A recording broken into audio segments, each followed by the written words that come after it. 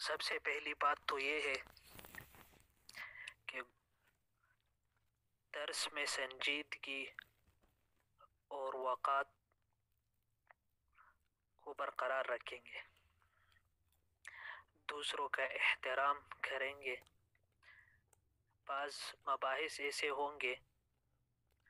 کہ اس میں ہو سکتا ہے کہ کچھ نہ کچھ بحث وغیرہ کی صورت بھی بن جائے، کیونکہ مختلف مسالک کے لوگ موجود ہیں۔ اسی طرح سنجیدگی اور وقار بھی ضروری ہے، کیونکہ معلمات بھی موجود ہیں۔ کوشش کریں یہ کیمرہ وغیرہ اور مائک آف رکھیں۔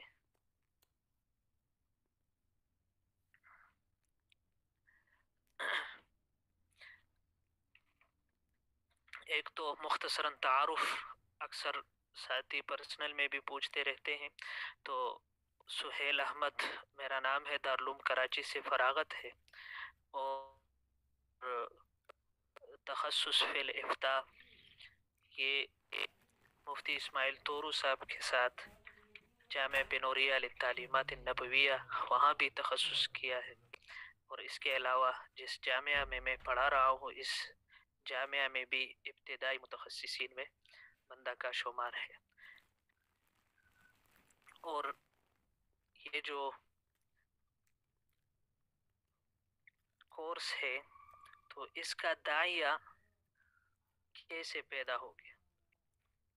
ایک تو یہ ہے کہ الحمدللہ ہمارے اکابر ہر شعبہ میں خدمات انجام دے رہے ہیں، لیکن عام مسلمانوں کی دین سے دوری بہت زیادہ ہے، اور دین سے دوری کی وجہ سے بعض ایسے مسائل بھی ہیں جو عام فہم ہے اور بہت آسان ہے، اور اس کے لیے اکابر کو وقت فارغ کرنا یہ بہت مشکل ہوتا ہے، کیونکہ ہمارے جتنے بھی اکابر حضرات ہیں تو ان کے پاس جو مسائل وغیرہ آتے ہیں، دنیا میں روزانہ تبدیلی آتی رہتی ہے، انقلابات آتے رہے ہیں۔ اب انقلابات اور جدید چیلنجز، ان کا حل نکالنا، جدید اصولوں پر سوچنا، ان چیزوں کا حل نکالنا اور اس کا مقابلہ کرنا، اور پھر جو عام پیش آمدہ مسائل ہوتے ہیں جو خصوصاً اسلام کی بنیادی چیزوں سے متعلق ہوتے ہیں، تو آج کل ہمارا مسلمان اس سے بھی ناواقف ہے۔ ایک المیہ تو یہ ہے کہ عوام کا یہی مسئلہ ہے۔ دوسرا مسئلہ یہ ہے کہ درس نظامی میں ہم پڑھ لیتے ہیں، فقہ بھی پڑھ لیتے ہیں، اصول فقہ بھی پڑھ لیتے ہیں، احادیث،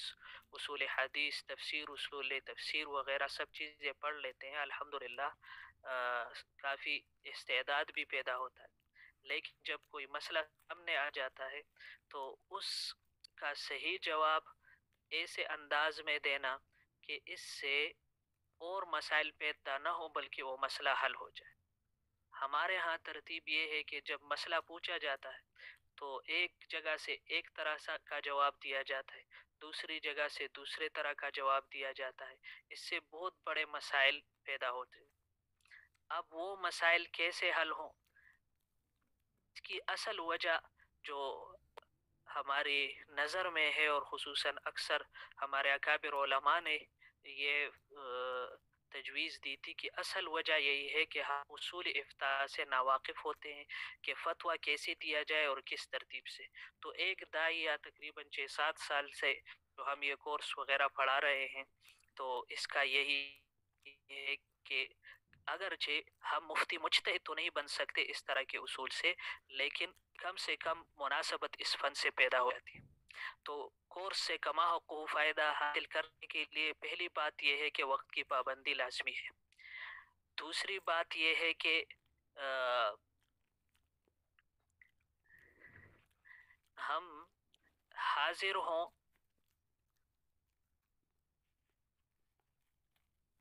یہ بات ساتھیوں نے ویڈیو آن رکھی ہے، چونکہ یہاں پر نیٹ کا بہت بڑا مسئلہ چل رہا ہے، اور اسی وجہ سے بہت مسائل پیش آ رہے ہیں، تو ویڈیو آف رکھیں، آپ اپنا ویڈیو آف رکھیں، آواز انشاءاللہ آپ تک پہنچ دی جائے گی۔ بعد میں ویڈیو چاہیے ہو تو ویڈیو آپ کو مل جائے گی، آڈیو بھی انشاءاللہ ویڈیو بھی، کیونکہ یہاں پر یہ مسئلے آ رہے ہیں، ایسا نہ ہو کہ درمیان میں ہی بند ہو جائے۔ تو ایک تو یہ کہ وقت کی پابندی لازمی ہے، دوسری بات یہ کہ ہماری نیت خالص ہو۔ نیت یہی ہے کہ انشاءاللہ ہمیں جو استعداد اس سے حاصل ہوگا، جو معلومات اس سے حاصل ہوں گی، تو اس سے ہم امت مسلمہ کی خدمت کریں گے، فقہ کریں گے۔ اور دوسری بات یہ کہ یہ کوئی درس و تدریس کا سلسلہ نہیں ہے، بلکہ تکرار ہے۔ جو کچھ ہم نے اپنے اکابر سے سیکھا ہے، اس کورس میں میری اپنی کوئی بات شامل نہیں ہوگی، نہ کوئی چھوٹی بات نہ کوئی بڑی بات، بلکہ سب باتیں اور سب تفصیلات وہی ہوں گی جو ہمارے اکابر کی کتابوں میں ہیں، اور یہی ترتیب جو ہمارے مدارس میں خصوصاً دارالعلوم دیوبند، دارالعلوم کراچی، جامعۃ العلوم الاسلامیہ اور جامعۃ الرشید، جامعہ اشرفیہ، جامعہ عثمانیہ پشاور وغیرہ، اس میں جو اصول افتاء کا کورس پڑھایا جاتا ہے، انہی تمام مدارس اور جامع اس کر کے مختصر دیا گیا ہے۔ دوسری بات ہے کہ اپنے پاس رکھیں، جو کچھ بھی اہم بات آپ کو لگے وہ لکھتے جائے، اور اگر کوئی سوال ہو تو لکھتے جائے، کیونکہ سوال ہم سیشن وقت میں سوالات، اور دوسری بات یہ کہ اگر ہم موجود ہیں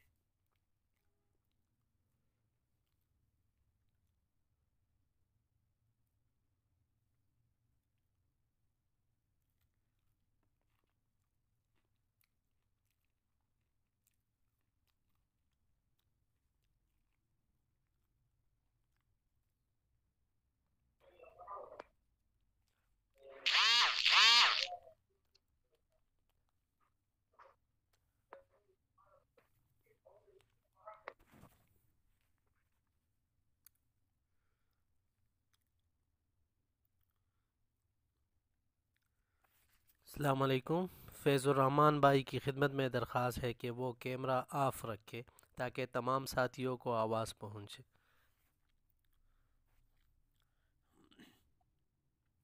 میری آواز آ رہی ہے؟ جی یہ جی جو بالکل آواز آ رہی رہی ہے، جی جی بالکل صاف آواز آ رہی ہے۔ اچھا جی، تو اگرچہ مختلف مسالک کے لوگ یہاں موجود ہیں، اور بنیادی جو ہمارا کورس ہے وہ اصول افتاء، تمام مسالک کے لوگ اس سے استفادہ کر سکتے ہیں، لیکن جو تفصیلات ہوں گی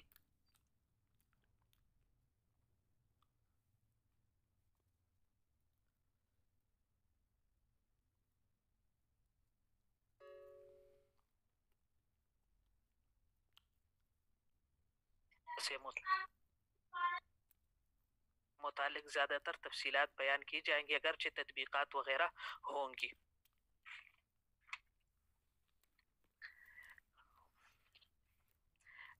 اب یہ کہ اس کورس کا مقصد کیا ہے، جس طرح پہلے عرض کیا گیا کہ جدید جو چیلنجز ہے اس کا سامنا کرنا ہے، کہ بہت چھوٹی چھوٹی چیزیں ہیں جو ہمارے سامنے آ جاتی ہے، اور فقہ حنفیہ کے مطابق یا اصول شرعیہ کے مطابق اس کا حل کرنا ہمارے لیے ایک چیلنج ہوتا ہے۔ جس طرح کچھ عرصہ پہلے کرونا کا مسئلہ تھا، پھر اس میں جمعہ کی نماز کا مسئلہ اور پھر یہ کہ عشاء کو جو اکٹھے اجتماعیت کے ساتھ اذان کا مسئلہ تھا، اسی طرح مساجد کو بند کرنا، صفوں میں جگہ چھوڑنا، یہ سارے مسئلے مسائل ایسے تھے جو جدید حالات کی وجہ سے پیش آئے۔ اب فوراً اس کا مسئلہ اور اس کا جواب لوگوں کے سامنے پیش کرنا، اور ایسا صحیح جواب جس طرح ہمارے اکابر کی ترتیب تھی کہ پوری دنیا میں ایک ہی طرح سے جواب ہو، اس سے اختلافات اور مسائل پیدا نہ ہو، تو یہی المیہ ہے ہمارے ہاں کہ ان کا سامنا کرنا ہمارے لیے آسان ہو جائے۔ दूसरा ये है कि जो इफ्ता का फ़न है इसके साथ मुनासबत पैदा हो जाए। तीसरा ये कि मुख्तसर तारुफ हो जाए। और चौथी बात यह है कि उसूल और आदाब की पहचान हो जाए कि उसूल क्या है और आदाब क्या है, फतवा के आदाब क्या है, इस्तिफ्ता के आदाब क्या है, मुफ्ती मुजतहिद के उसूल क्या है, आम मुफ्ती के उसूल क्या है, काजी के उसूल क्या है, हाकिम वक्त का उसूल के लिए क्या तरतीब है, बतौर हकम अगर हमें कोई फैसला करना हो तो उसके लिए क्या करना है, बतौर मुफ्ती जब हम दियानतन फतवा देंगे, हुक्म शरई बयान करेंगे तो क्या क्या चीज़ें करनी पड़ेंगी। और अगर कोई काजी या अदालत से हमारे पास इस्तिफ्ता आ जाए या अदालत से कोई फैसला जारी हो जाए और फिर हमने उसका जवाब देना हो, या हमारे पास कोई मुस्तफ्ती वहाँ से मसला लेके आए तो इसका जवाब देने की तरीक़ेकार क्या होता है। और दूसरी बात, बुनियादी और ज़रूरी मसाइल की पहचान जो मबादियात में से है वो हमारे लिए आसान हो जाए। तो ये इस कोर्स का मकसद है कि जो बुनियादी मसाइल है, अगरचे हम मुफ्ती मुजतहिद इससे नहीं बन सकेंगे, इसलिए कि इसके लिए उसूल फ़िक़्ह में भी महारत ज़रूरी है, क़वाइद फ़िक़्ह में भी महारत ज़रूरी है, और उसूल और जुज़ियात का पूरा इल्म और इसकी सारी तफसील ये जानना भी ज़रूरी होता है। और सबसे पहले फतवा लफ्ज़ लुगत और इस्तिलाह के एतबार से क्या है। आमतौर से अक्सर हज़रात अहले इल्म है और बाज़ मुतखस्सिसीन भी है, तो सबको इंशाअल्लाह इल्म होगा। हासिल यही है कि लुगतन ये हासिल बिल मस्दर है और अफ्ता युफ्ती इफ्ताअन से अल इजाबतु अन सवाल के माना में है। अल इजाबतु अन सवाल के माना में है मुतलकन, चाहे वो सवाल अहकाम शरिया से मुतालिक हो या गैर शरिया से मुतालिक हो। लुगत के एतबार से जिस तरह कुरान में है या अय्युहल मलऊ अफ्तूनी फी रुया, या अय्युहल मलऊ अफ्तूनी, तो यहाँ पर अफ्तूनी इफ्ता ये अल इजाबतु अन सवाल के बारे में, जो मैं सवाल बयान कर रहा हूँ इसका जवाब दीजिए। इसी तरह सूरह यूसुफ में एक दूसरी आयत में है अय्युहस सिद्दीक अफ्तिना। इसी तरह जो मलिक सबा है उसने जो अपने वज़रा वगैरह को बुलाया और उससे मशवरा के लिए, तो उसमें भी यही लफ्ज़ इस्तेमाल है या अय्युहल मलऊ अफ्तूनी फी अमरी। तो ये लुग़वी माना में मुस्तामल है और मुतलकन इसका जवाब मतलब है अल इजाबतु अन सवाल, इसलिए कि ये कोई शरई मसला नहीं था और न कोई गैर शरई की इसमें वजाहत है, बल्कि मुतलकन आम है। लेकिन बाद में इस्तिलाह के तौर पर ये फतवा का जो कलमा है ये ख़ास हो गया लिल इजाबत अन सवालिन शरईन, के शरई सवाल से जवाब देने के लिए, कि जिस तरह कुरान पाक में है वयस्तफ्तूनक फिन्निसा,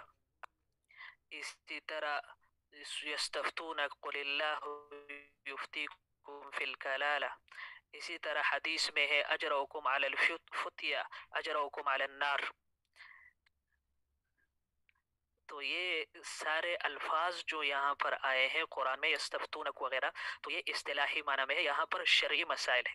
इसमें फिर काफ़ी सारी तफसील है, जिस तरह आगे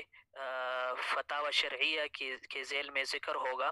कि कुरान में कौन कौन सी जगह पर ये लफ्ज़ किस माना में इस्तेमाल है, कौन सी जगह पर ये लुग़वी माना में मुस्तामल है, कौन सी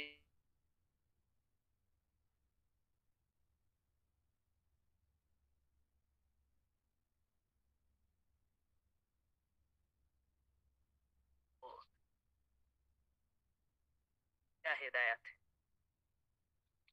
कि। तो आजकल जो उर्फ़ आम में और आजकल जो इस्तिलाह बनी हुई है, तो शेखुल इस्लाम मुफ्ती मोहम्मद तकी अल उस्मानी हफिज़हुल्लाह उस्ताद मोहतरम फरमाते हैं कि वो क्या है, अल जवाब अन मसअलतिन दीनियतिन, अल जवाब अन मसअलतिन दीनियतिन, कि दीनी मसला से जवाब देना। अब दीनी मसला इस लफ्ज़ का फ़ायदा क्या है, इसका मतलब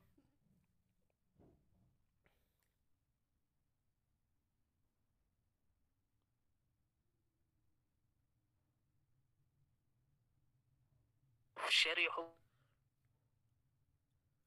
मसाइल एतकादिया होते हैं, अकीदे के बारे में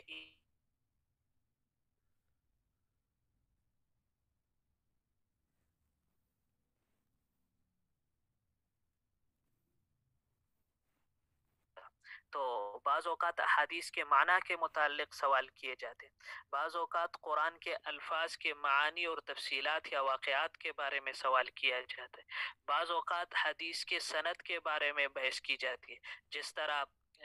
قریبی وقت میں 15 شعبان کی رات کی عبادت ثابت ہے یا ثابت نہیں ہے، رمضان 15ویں کا روزہ ثابت ہے یا نہیں ہے، کتنی احادیث میں ثابت ہے، 10 احادیث ہیں، 12 احادیث ہیں، یا رات کی عبادت ہے تو کتنے صحابہ سے مروی ہے، اور اسی طرح جو روزہ ہے تو وہ ایک روایت ہے، اس روایت میں کون سا راوی ضعیف ہے، اس راوی پر جرح ہے، وہ جرح مفسر ہے یا نہیں ہے، تو یہ سارے سوالات بھی مفتیوں سے پوچھے جاتے ہیں اور اس کے جوابات بھی دیے جاتے ہیں۔ تو اسی وجہ سے جو اصطلاحی تعریف ہے فتویٰ کی وہ ہے الجواب عن مسئلۃ دینیت۔ یہاں تک یہ بات ہو گئی کہ لغوی طور پر فتویٰ کا معنی جو ہے وہ حاصل مصدر ہے افتا یفتی افتاءً سے، والاجابت عن السؤال ہے۔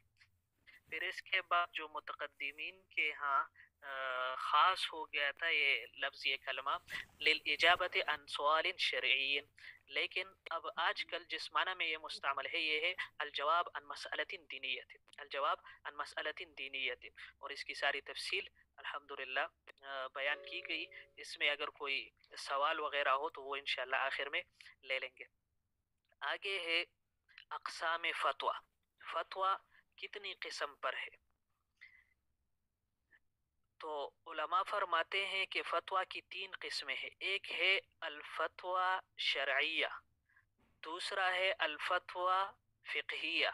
تیسرا ہے الفتویٰ جزئیہ، الشرعیہ الفقہیہ الجزئیہ۔ شرعیہ کیوں کہتے ہیں؟ هي التي صدرت من الشارع إما بوحي مطلوع أو غير مطلوع في الجواب عن سؤال أو لبيان نازلة في عهد النبي الكريم صلى الله عليه وسلم فأصبحت شرعا عاما۔ جو سوالات جس طرح پہلے ذکر کیا گیا وَيَسْتَفْتُونَكَ فِي النِّسَاءِ يَسْأَلُونَكَ عَنِ الْأَهِلَّةِ يَسْأَلُونَكَ عَنِ الْخَمْرِ وَالْمَيْسِرِ يَسْأَلُونَكَ عَنِ الشَّهْرِ الْحَرَامِ، تو یہ جو سوالات قرآن میں آئے ہیں، حضور نبی کریم صلی اللہ علیہ وسلم سے لوگوں نے سوال پوچھا ہے، اللہ جل شانہ نے وحی کے ذریعے سے اس کا جواب دیا ہے، تو وہ شارع سے ہی صادر ہوا ہے، وحی مطلوع کے ذریعے سے۔ قرآن میں ابن عباس رضی اللہ عنہ فرماتے ہیں کہ وہ تقریباً 10 سوالات ایسے ہیں کہ اس کا جواب اللہ جل شانہ نے براہ راست دیا ہے، اور یا 21 جگہ ایسے ہیں کہ یسألون و یستفتونک والے الفاظ کے ساتھ سوالات آئے ہیں اور قرآن میں اس کے جوابات دیے گئے ہیں، جس کو ہم اصول فقہ میں ہم پڑھتے ہیں آیات الاحکام، آیات الاحکام، جس طرح ابوبکر جساس رحمہ اللہ نے اس پر احکام القرآن کے نام سے تفسیر لکھی ہے، جس طرح نور الانوار وغیرہ میں ہے کہ 500 آیات یہ کیا ہے احکام کے ہیں، لیکن جو محققین کی رائے ہے وہ فرماتے ہیں کہ تقریباً 1000 یا 1000 سے کچھ زیادہ آیات احکام سے متعلق ہیں۔ ہمارے ہاں تخصص فی الفقہ میں یہ ترتیب ہوتی ہے کہ مختصر سا رسالہ لکھا گیا ہے، اس میں ان تمام آیات کو جمع کیا گیا ہے جو احکامات سے متعلق ہے، اور وہ حفظاً یاد کیے جاتے ہیں، تاکہ پہلے مسئلہ ہمارے پاس جب سوال آئے تو اس کو دیکھا جائے کہ آیا یہ مسائل شرعیہ فتاوی شرعیہ میں موجود ہے یا نہیں ہے۔ تو جو کچھ وحی مطلوع میں ثابت ہے، یعنی قرآن میں احکام سے متعلق آیات ہیں، تو اس میں جو مسائل ذکر کیے گئے ہیں، جو فتاوی ذکر کیے گئے ہیں، اس کو فتاوی شرعیہ کہتے ہیں۔ یا وحی غیر مطلوع میں جیسے احادیث مبارکہ میں جس پر ساری کتابیں لکھی گئی ہیں، انشاءاللہ کل والے سبق میں جو ہم فتویٰ کی تاریخ وغیرہ پر بات کریں گے تو اس میں حضور نبی کریم صلی اللہ علیہ وسلم سے کہ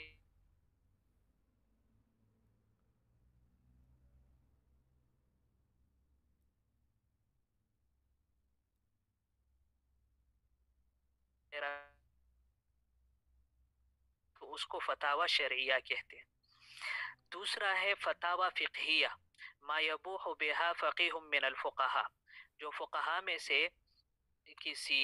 فقیہ نے اس کی وضاحت کی ہو یا اس کا اعلان کیا ہو، اس مسئلے کی وضاحت کی ہو. جس طرح تفریعات ہیں، ایک مسئلہ قرآن میں آیا ہے اور فقہا نے اس پر تفریعات بیان کی ہے، یا ایک مسئلہ احادیث میں آیا ہے اور فقہا نے اس پر تفریعات ذکر کی ہیں، یا کوئی عام سوال ہے اور اس کا جواب فقہا نے دیا ہے، اور پھر ساتھ ساتھ کچھ اور بھی سوالات بنا کے ممکنہ سوالات کے جوابات دیے گئے ہیں، یا جو مسائل تدوین کیے گئے، مسائل مدونہ ہے، فقہ کو جو مدون کیا گیا فقہا کے زمانے میں یا صحابہ تابعین کے زمانے میں، جو مسائل مدونہ ہے تو وہ بھی فتاوی فقہیہ سے متعلق ہیں. اسی طرح مسائل مستنبطہ جو قرآن و سنت سے مستنبط احکامات ہیں وہ بھی فتاوی فقہیہ ہیں. یا فرضی سوالات ہیں کہ اگر اس طرح کا سوال کیا جائے تو اس کا جواب یہ ہوگا، اس طرح کا سوال کیا جائے تو اس کا جواب یہ ہوگا. جس طرح استاد محترم شیخ الاسلام حفظہ اللہ فرماتے ہیں کہ میں نے مذاہب اربعہ کا مطالعہ کیا تو اس میں امام مالک رحمہ اللہ کے ہاں تدقیق کو پایا، اور وہ یہ کہ اس زمانے میں وہ فرضی سوالات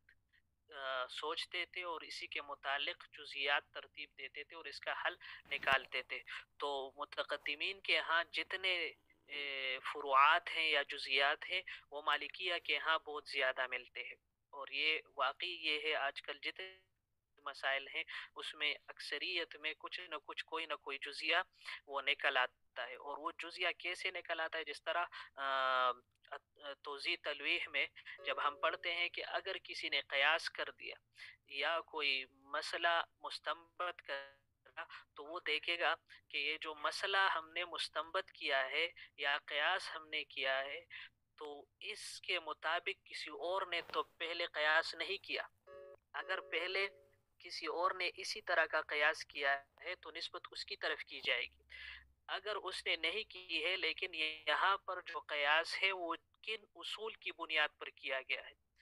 آیا کسی فقیہ کے ہاں ایسا کوئی اصل ہے جس کی بنیاد پر یہ قیاس کیا جائے یا ممکن ہو؟ تو اگر کسی فقیہ کے ہاں یہ قیاس ہو یا ایسا اصل ہو تو اس کی طرف نسبت کی جائے گی. تو اسی وجہ سے جو بہت سارے مسائل جدید مسائل میں ہم مسئلے کے غیر پر جو فتاوی وغیرہ کی ترتیب میں وہ ساری چیزیں آ جائیں گی تو وہ امام مالک کی طرف منسوب ہوتی ہے. وجہ یہ ہے کہ ان کے ہاں یہ چیزیں موجود ہیں. تو فتاوی فقہیہ وہ ہے کہ قرآن و سنت سے تو مستنبط یا براہ راست اس کا تعلق نہ ہو جس طرح فتاوی شرعیہ میں گزرا، لیکن کسی فقیہ نے اس کی وضاحت کی ہو. اور اس کی عام مثال جو ہم ربا کے بارے میں کہتے ہیں، ربا القرآن اور ربا الحدیث، تو ربا الحدیث کے جو الفاظ حدیث میں آئے ہیں اور فقہا نے اس میں سے علتیں نکالی ہیں اور پھر اس پر تفریعات کی ہے، یہ فتاوی فقہیہ میں سے ہے. اور متون وغیرہ یہ ساری جو ہماری کتابیں ہیں وہ اس سے متعلق. اور آگے ہے الفتاوی الجزئیہ. تو یہ کیا ہے؟ الجواب عن سؤال فی واقعات معینت بتنزیل الفقہ الکلمی. اب یہاں پر جو ہمارے ہاں مسائل پیش آتے ہیں کہ جب کوئی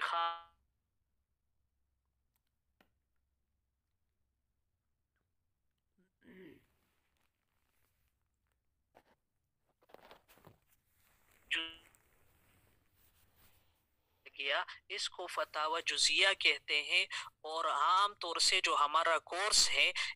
یا ہمارے ہاں مدارس میں فقہ اور افتاء کی مشق کی جاتی ہے یا کورسز کیے جاتے ہیں وہ اسی سے متعلق ہیں اور اسی سے متعلق ملکہ پیدا کرنا ہوتا ہے. مقصود یہی ہوتا ہے کہ اسی سے متعلق ملکہ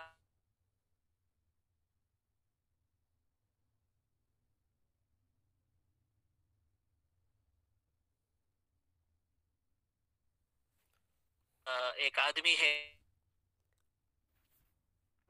اس کی بیوی بھی زندہ ہے، اس کے 2 بیٹے بھی ہے، ایک بیٹی بھی ہے، اور اس کا کچھ مال اسباب بھی ہے. اب میراث اس کیسے تقسیم کیا جائے؟ اب اگر ہم فتاوی شرعیہ میں دیکھیں تو بعین ہی یہی صورت ہمیں نظر نہیں آئے گی. فتاوی فقہیہ میں ہم دیکھیں گے تو ہو سکتا ہے کوئی بعین ہی جزیہ ہمیں ملے، لیکن وہ جزیہ کیسے ہوگا؟ وہ اس زمانے میں عام سوال ہوگا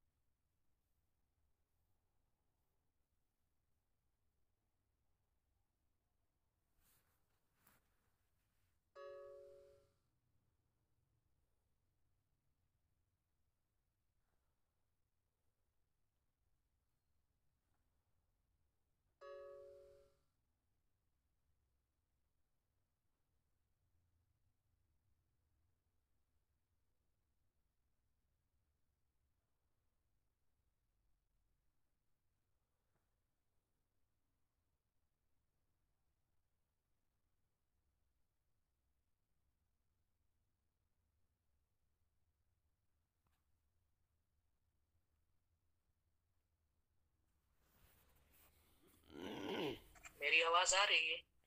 جی جی ابھی شروع ہوئی ہے، اس سے پہلے نہیں تھی۔ آواز بند ہو جاتی ہے آپ کی، آواز بند ہو جاتی ہے۔